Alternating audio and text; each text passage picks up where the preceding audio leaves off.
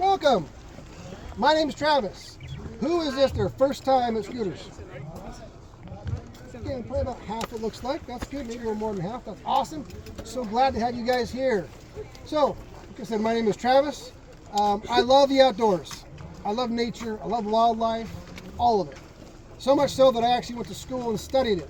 I got my degree in wildlife resources, took all the science classes, biology, zoology, ichthyology, ornithology. What's ichthyology? Anybody know?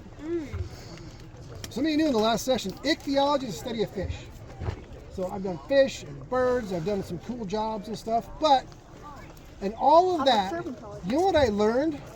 Hold on a second, hold your questions, I'll have time for questions. You know what I learned in all those ologies? That everything is so complicated, there's no way it happened by chance.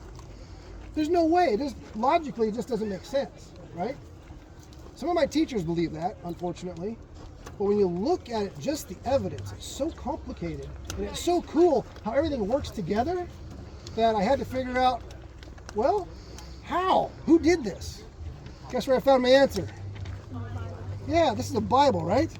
In here, at the very beginning, it says what? In the beginning, God created, right? And He did. He created everything.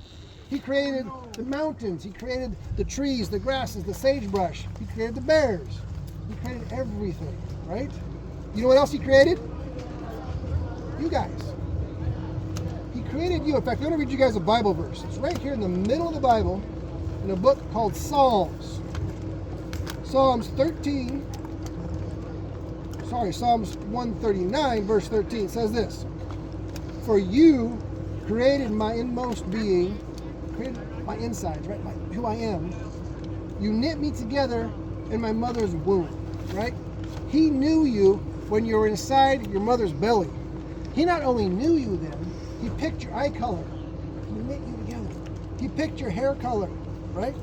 He picked how tall you were going to be. He picked kind of where you're going to live, who your parents were. He did that because He loves you as an individual. And I want you guys to hear that. Sometimes we think of God's kind of like way up there in outer space somewhere. He's like this big guy with the big white beard hanging up there in His throne, right? God He knows you intimately. He is here right now watching you, watching over you, protecting you, guiding you. And I hope you believe that. And I hope you learn that. The best way to learn that is by reading this book, right? This is His love story to you, right? He loves you guys so much that He wrote it all down because He wants you to know Him. And He created a way to know Him through His Son, Jesus, right? Right? If you don't know that, ask questions. Discover for yourself. It can't be a faith of your parents or of Scooter or of me or anybody else. It's a personal relationship that you get to have with the guy that created all of this. Doesn't that sound pretty awesome? Did you go talk to that guy? I think it's pretty cool. I like to. I love playing and talking to. In fact, I read my Bible and I pray every day just so that I can make sure I am fed by Him and He leads me. Because sometimes life gets a little dark, doesn't it? Anybody have a rough day? Anybody maybe feel a little down? Maybe have a bad day at school, the kids are kind of mean or something at school? That happens to all of us, doesn't it? Well, the best thing to do in times like that is, well, read your Bible, talk to Him, and then maybe talk to your parents or maybe an uncle or an aunt or grandparents that read your Bible and can lead you through some stuff in here, all right? Does that make sense? Does that sound like a good plan? All right, so I want to set things to be real clear on what we're doing today, right? So today, we're going to learn about survival. Are we going to make you guys survival experts? Yes. Yeah, no, we're not going to do that, right? We can't make you an expert in one day, right? That doesn't even make sense. So what we want to do today is we're going to kind of introduce you guys to some things that have worked for us, that we've learned over the years, that we've used, right? Like how to build a fire, how to get water, how to build a shelter. We're going to show you those things, but it's up to you guys to go practice it and get good at it.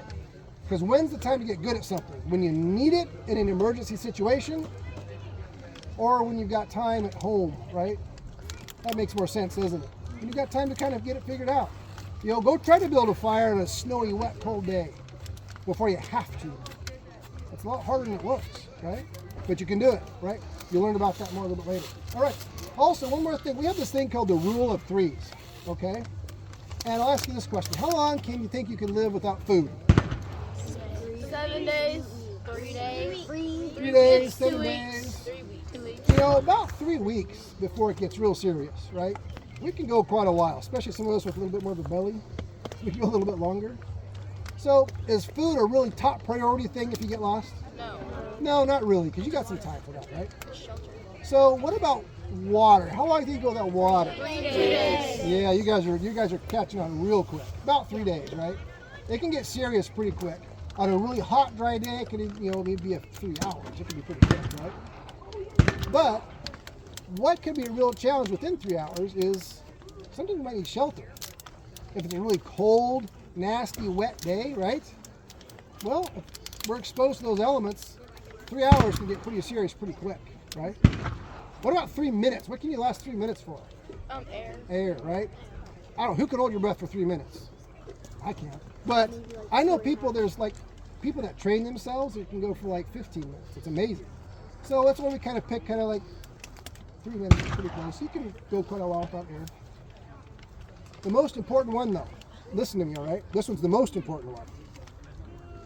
3 seconds without hope and you're done, right? If you don't have the skills before you go out in the wilderness and you get lost out there, you can lose hope really fast.